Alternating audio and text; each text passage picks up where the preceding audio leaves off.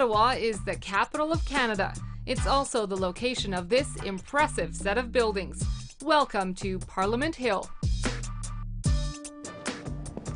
Hi, I'm Christina Barnes from CBC Television, here for MPTV.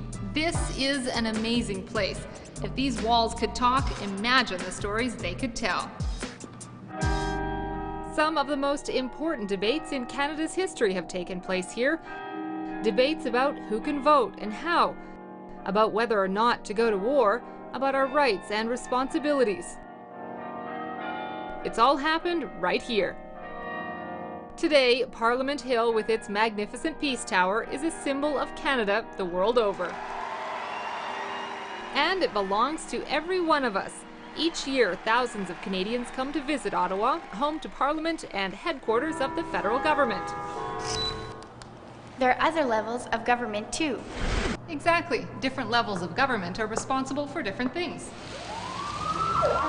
Local or municipal governments look after things like firefighting, playgrounds, and libraries in your community. Provincial and territorial governments concentrate on things like schools and highways. The federal government deals with matters that affect all of Canada, such as defending the country, deciding what we buy and sell to other countries, and welcoming people to live here. That's a big job. And a big part of that job is to make the laws all Canadians live by. That happens in Parliament, and it takes all three parts of Parliament to do it. There's the Queen, who is represented by the Governor-General. The Senate, whose members are chosen from all parts of the country. And the House of Commons, where I'm standing right now. It's where members of Parliament, or MPs for short, meet to talk about what's important to Canadians and do their part in making laws. All sorts of Canadians become MPs, men and women of different ages, cultures, and occupations. Could I be an MP? Of course. How about me? Not yet. There are some rules as to who can be an MP. For example, you must be a Canadian citizen and at least 18 years old. So how do you land a job like that? Well, every few years an election is held. Canadians 18 years of age or older vote for the people they want to represent them here in Ottawa. Here's how it works. Canada is divided into more than 300 electoral districts, also known as ridings. As our population grows, more ridings are added. One representative is elected from each riding. The voters are looking for the person they think would be best to speak for them in Parliament. A candidate receiving the most votes becomes the Member of Parliament for that riding. Once the members are elected, they head here to Ottawa. They take their seats in the House of Commons. These green chairs are where the MPs sit, but they don't just pick a spot and plunk down. They sit in groups with other elected members of their own political party. It's made up of people who share the same plan for how the country should be run. So MPs belonging to the same party sit together. The party with the most elected MPs is the governing party, or the party in power. The leader sits right up front. That person is the Prime Minister, head of the government. It's a big job, so the PM gets some help from a special executive group called the Cabinet. Cabinet ministers report to the Prime Minister and are in charge of certain things. Everything from fishing, to farming, to finances. Across the aisle sits the official opposition, the party with the second highest number of MPs. The leader of the opposition sits right here, straight across from the Prime Minister. And members from other political parties also have seats in the House.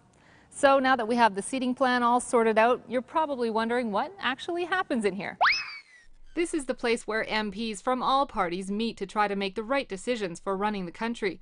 Much of their time is spent debating and voting on proposed laws, called bills, discussing issues of importance to Canada, and making statements about concerns in their ridings. Some of that debate happens in question period, a very exciting time in the House. You might have seen it on television.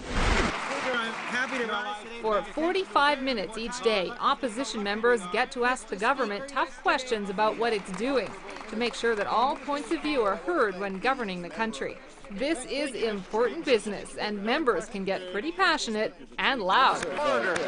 Leader of the opposition is not making I think they need a good referee. That job goes to the Speaker of the House, the person with the biggest chair of all. It's the Speaker's job to keep order and make sure everyone plays by the rules. Whenever members make a point or ask a question, they must direct their comments to the Speaker first. It's a sign of respect for the House and its traditions. Well, enough sitting around. There's certainly no time for that in the life of an MP. The days can be long and busy. Hello? An MP works out of her office with her staff who help her do research and keep in touch with her constituents, the people back home in her riding. She goes to parliamentary committee meetings where there's lots of discussion about proposed laws and other important issues. She presents petitions sent by her constituents, takes part in debates in the House, follows current events, researches and solves problems, travels between Ottawa and her home riding, takes calls, makes speeches, and if she's lucky, has time for the odd bite to eat. Then, more committee meetings, more calls, more speeches. You get the picture. Sounds like a lot of work. It's important work, too.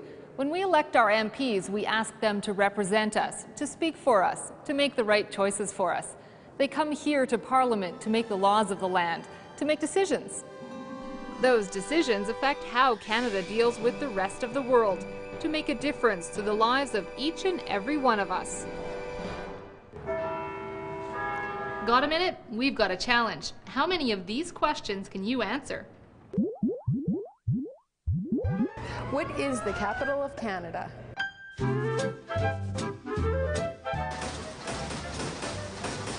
The three levels of government in Canada are municipal or local, provincial or territorial, and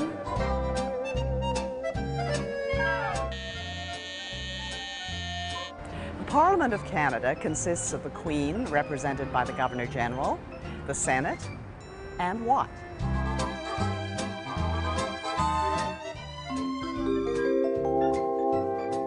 What does MP stand for?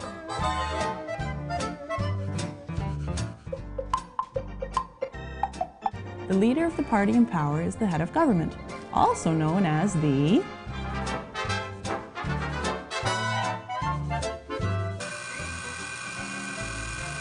Who is the person who keeps order in the House of Commons?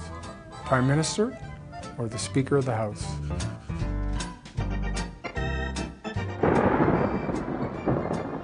Laws are made by Parliament. True or false?